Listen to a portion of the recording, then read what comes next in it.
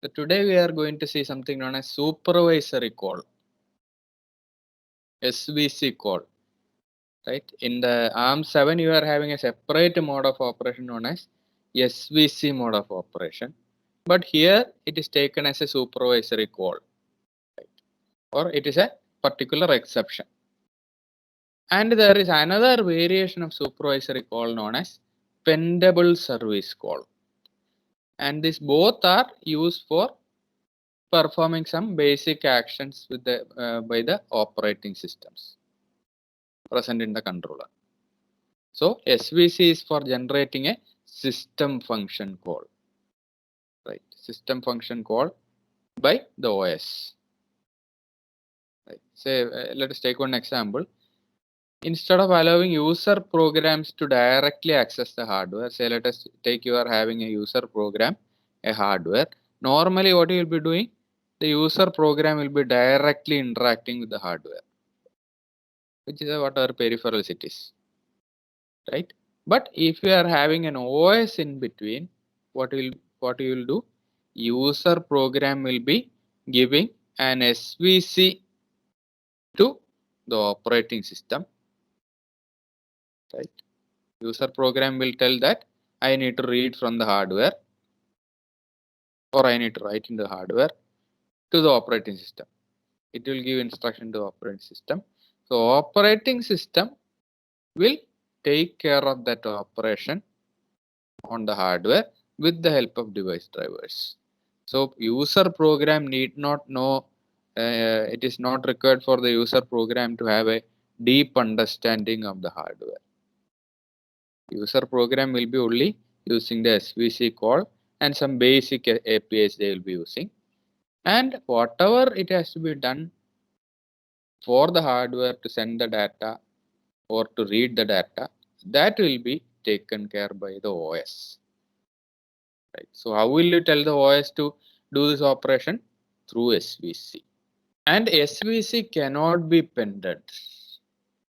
That means SVC once it is generated, it will be used or immediately that action should be performed. In those situations, you will be using SVC. But if you want to pend the SVC in certain conditions, say one IRQ is coming, one interrupt request is coming, then you need to pend the supervisory call. Right. So if you want to do like that, instead of SVC, you will be using something known as pendable service call, pendable SVC. And that pendable SVC will be given the lowest priority.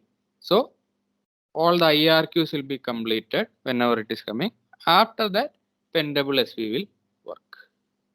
So if you want to enable this pendable SVC, you need to write 1 to pend SV set bits in NVIC interrupt control and state register, interrupt control state register. There is a particular bit known as pend SV set bit. You need to write 1 to that bit. So pendable SV will be enabled, right? And what is the typical, if you are taking an example, what will be the use of a pendable SV? You can pend that SV and it will be given the lowest priority. So after all interrupts are completed, then it will execute, right? And the use of pendable SV is, for example, context switching, right? We will see one example. If you are having two active tasks and if you want to then context switch has to be performed. So these two operations will be triggered. You need to call an SV function and system tick timer also will be coming into picture. So for example, this is your example. You are having two tasks, task A, task B, right? So at the starting of the time, OS tick has occurred or system tick timer has generated an interrupt. So OS will take care of that. So whenever system tick timer is generating an interrupt, OS will find out which task has to be executed at that moment of time. So first task A is executing.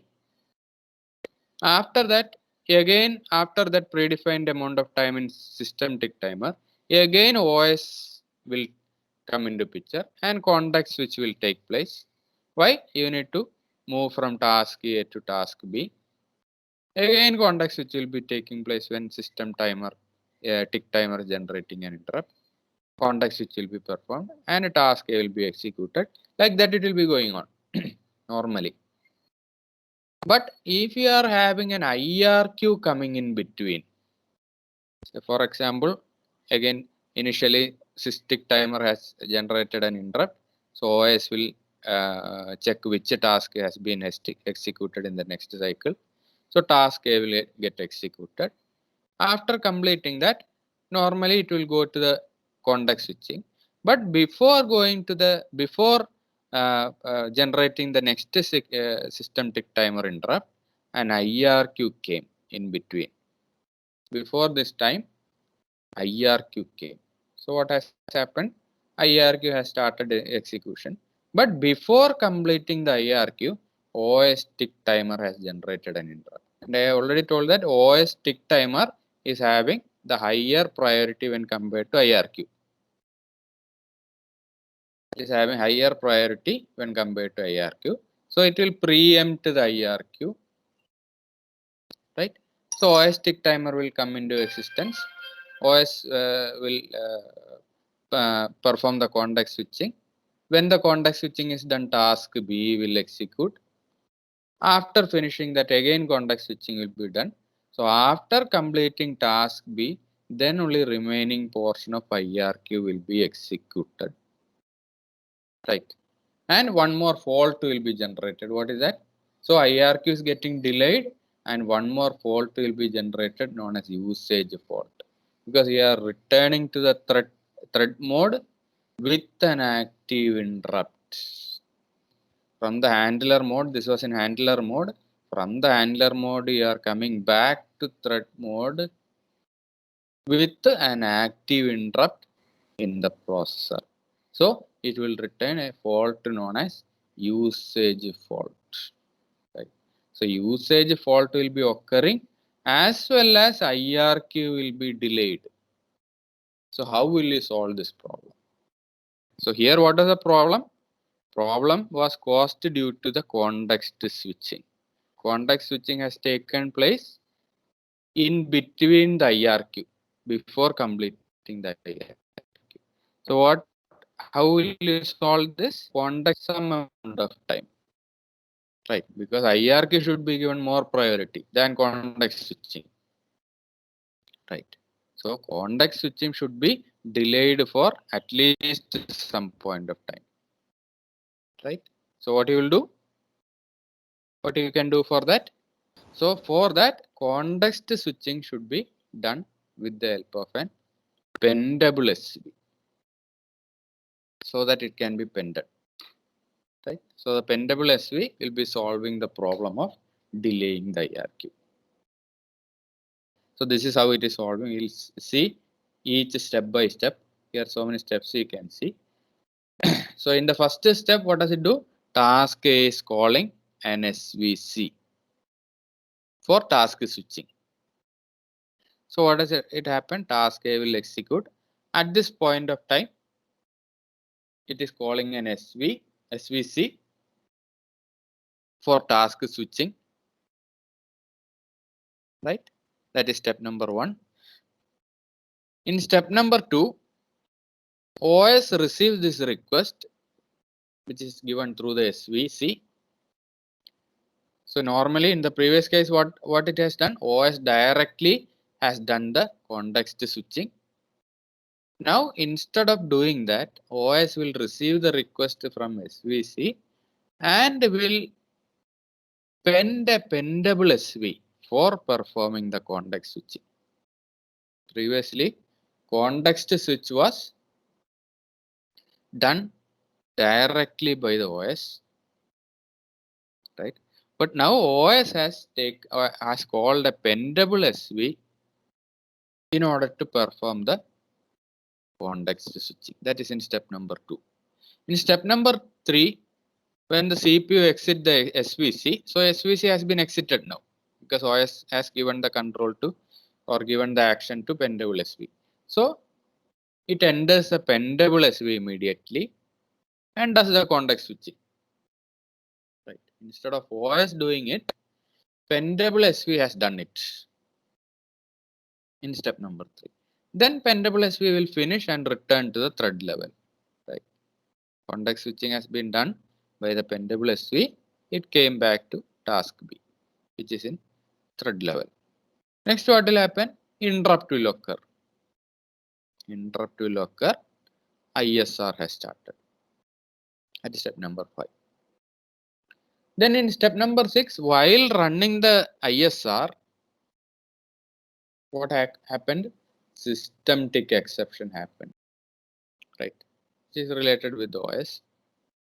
So what will happen in step number 7? OS will carry out very essential operation. Right. Then as it has done here, again it will pend the OS will pend the pendable SV because that is what it is done here. OS is using pendable SV to perform the context switch. Right. The main task which the OS was doing till now is to perform the context switch.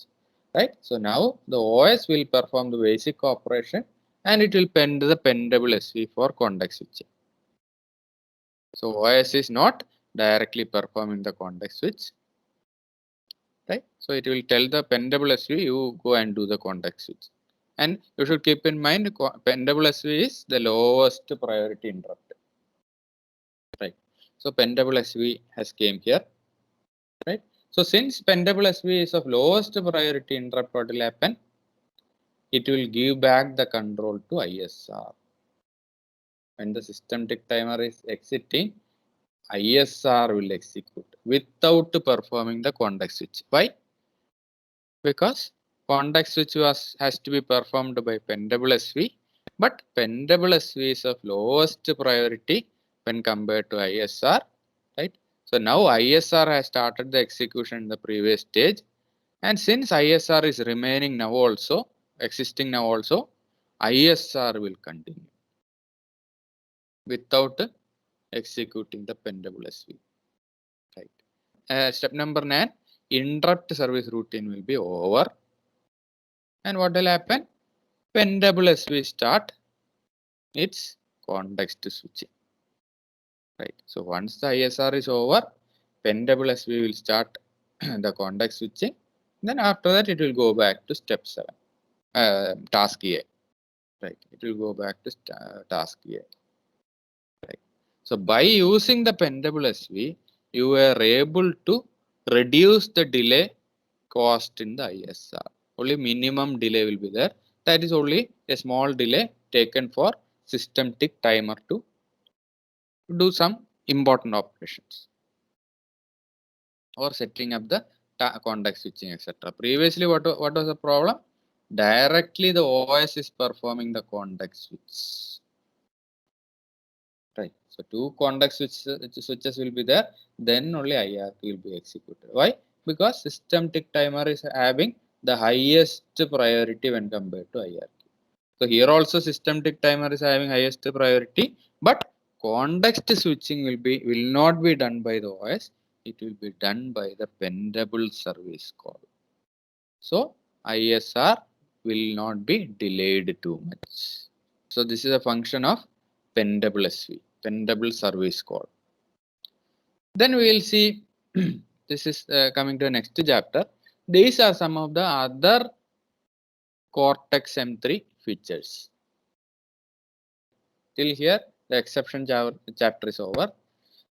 Now it is going to the next chapter. So what is the dealing with some of the other Cortex M3 features? So first one is system tick timer. What you have seen in the previous case, right? So system tick timer is nothing but a 24-bit down counter. 24-bit down counter. So how will you configure this basically? So I need to configure the system tick with some clock cycles. In each this many clock cycles, system tick timer should activate. That is my aim. The system tick timer is considered as the say basic unit of time for OS. Right, I need to configure the systematic timer in such a way that it should generate an interrupt after these many clock cycles. So what you should do? It is basically a timer. So what you should do? If it was a timer, what you will do? So if it was a normal timer, what you will be doing means you will be configuring a particular value in that timer, right?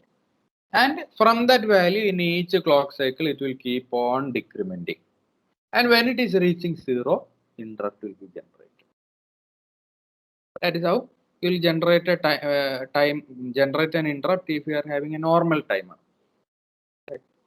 Say if you want to generate a interrupt for 1 millisecond. So what you will do? You will write a value. Whenever the timer is reaching 0, each clock cycle will decrement the value. Whenever it is reaching 0, you can generate an interrupt. If it is a down counter. So similarly, systematic timer also is having a reload value register. You can load a value there and it will keep on decrementing from that value, right?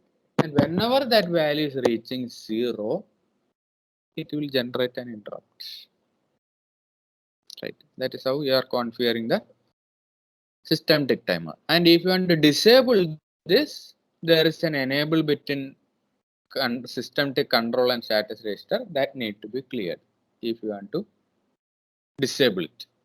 Right. Then there are two clock sources for the systematic timer.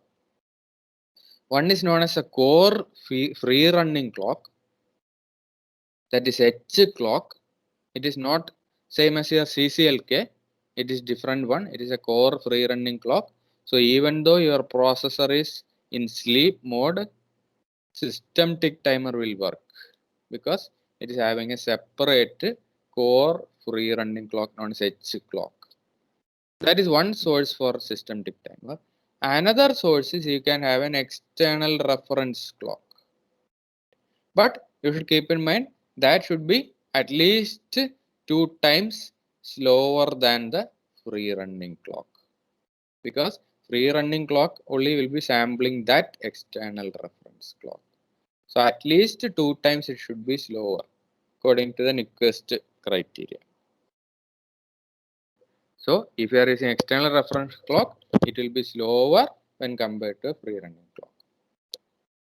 Right. And this the availability of the external clock will not be there in all the controllers. You need to check the 31st bit of calibration register for identifying whether external clock source is supported or not. You need to check this bit first, then only you should connect to the external reference clock. If it is 1, then only reference. Then if it is 1 means no reference clock will be there. If it is 0, then reference clock is there. Right.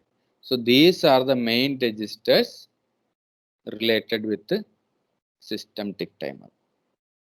First one is known as calibration register. Next one, current value register. Next one, reload value register. And last one is control and status register. So all the control and status bits related to systematic timer is present here. Right. So what is the use of enable bit? So enable bit is used for enabling the timer. If it is 1, timer will be enabled, systematic timer will be enabled. If it is 0, systematic timer will be disabled. The next bit is tick interrupt. What do you mean by that? It will, if it is 1, it can generate an interrupt when the current value register or whenever the timer is reaching 0. Because it is basically, I told, systematic timer is a down counter. So you will be reloading a particular value, right? From that value, it will keep on decrementing. Whenever that value is becoming 0, you can generate an interrupt.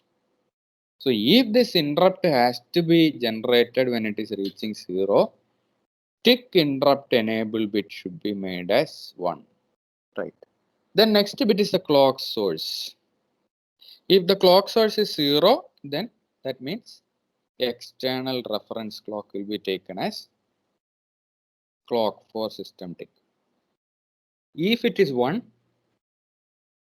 processor free running clock will be taken as reference, will be taken as clock for system tick timer. So based on whichever clock you need, you can configure it. But before that, you need to check for this no reference bit. If the external reference is there, is enabled, then only you can use this. And then count flag. What does that bit?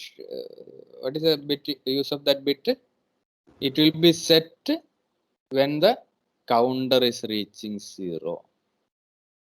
Right. So how will you identify the counter is reaching 0?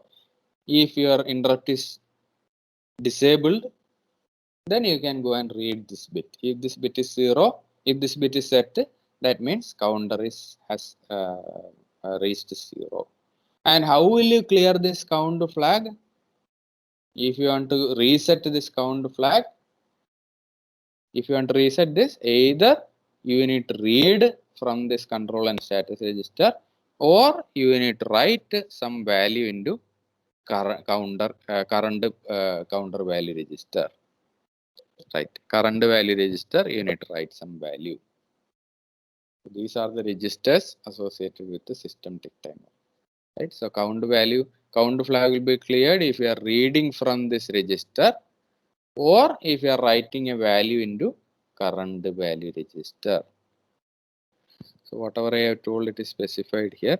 Then next one, what is the use of reload register?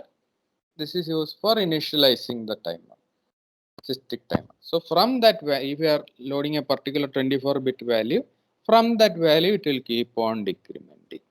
Then current value shows the current value of the timer. Right. Then what do you mean by this 10 millisecond register?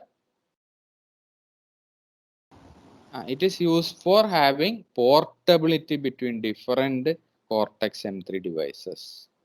So how will you do that? Normally, the chip manufacturer will be having some value here in 10 millisecond register, 24-bit value.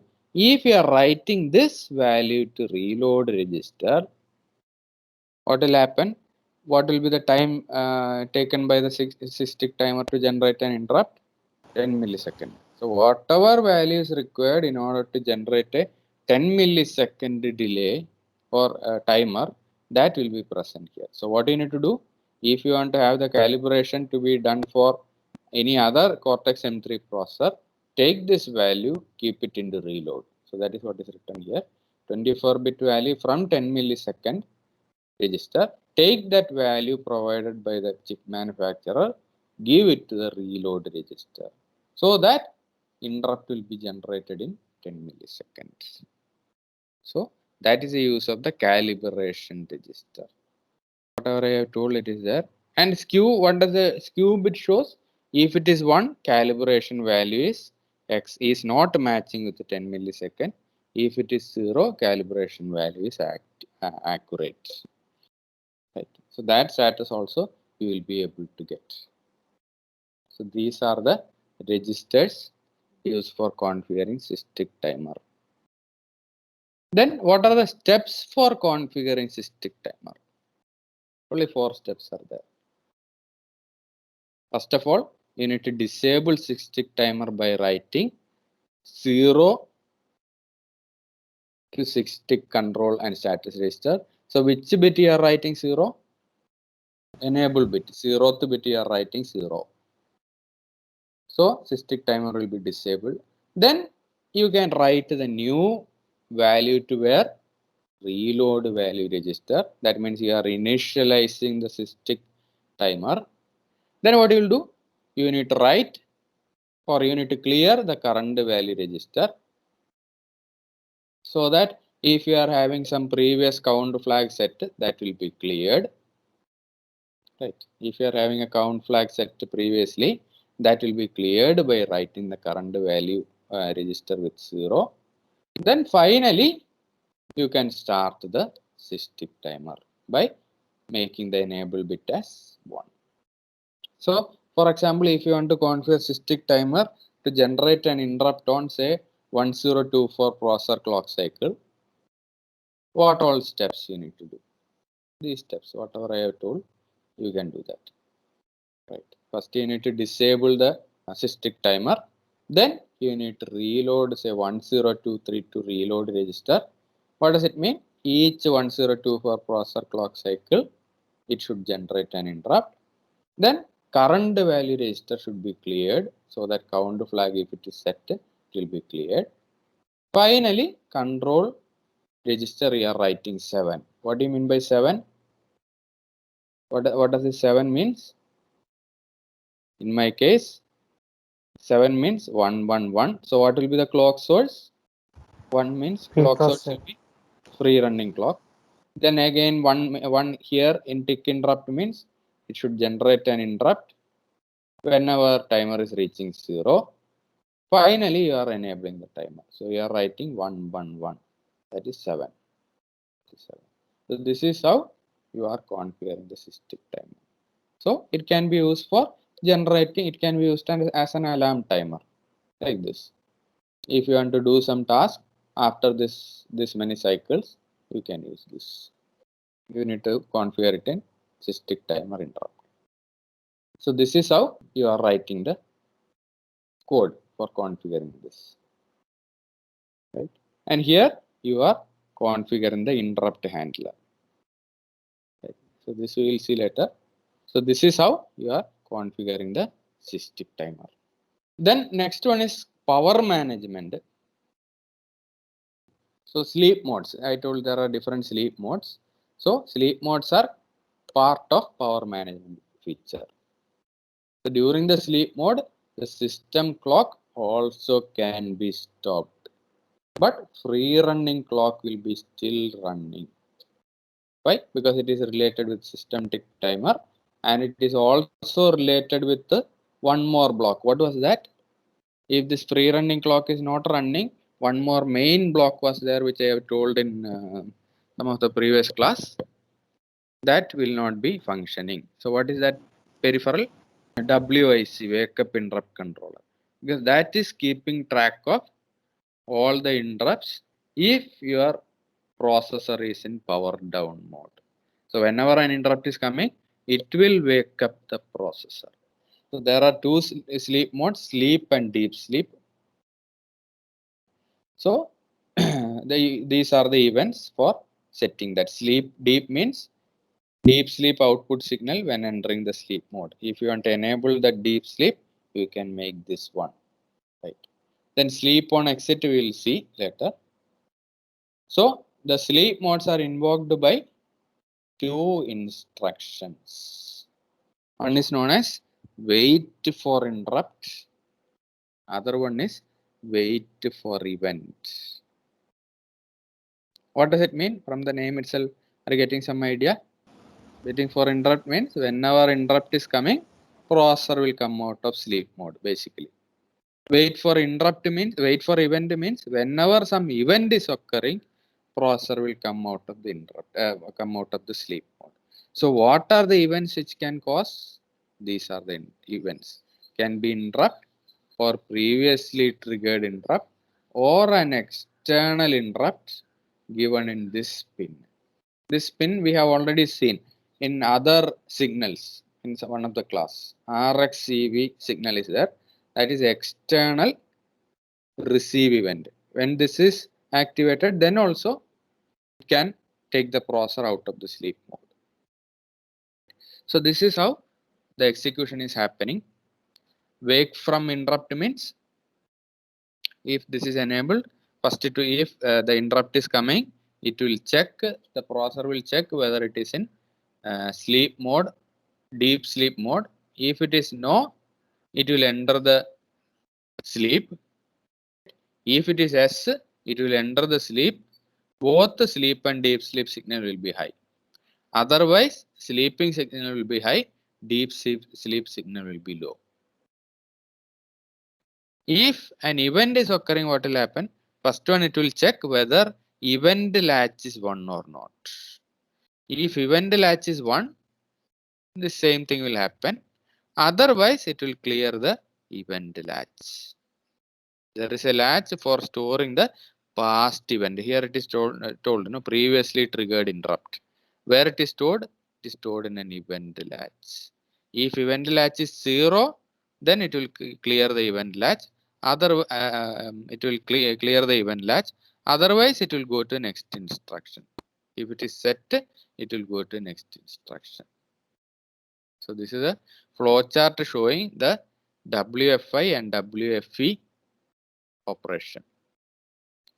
And here, to wake up the processor from WFI sleep, the interrupt will have to be higher priority than the current priority level. How will you configure that? By using the base priority and priority mask registers. Right. If the base priority level is configured above that, then this won't execute.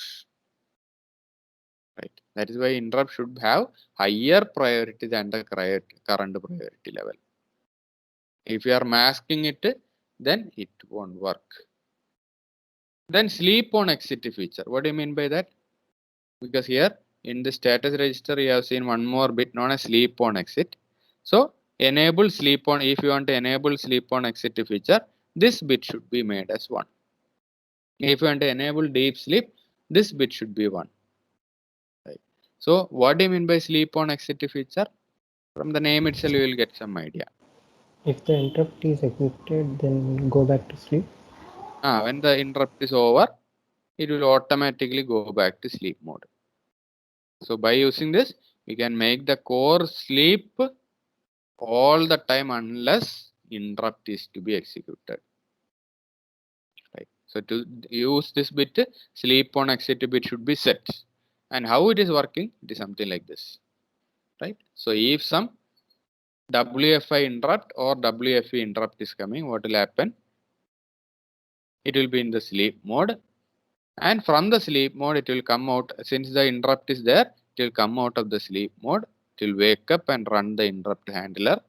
After interrupt handler is over, interrupt exception exit or interrupt exit will happen and it will go back to the thread mode.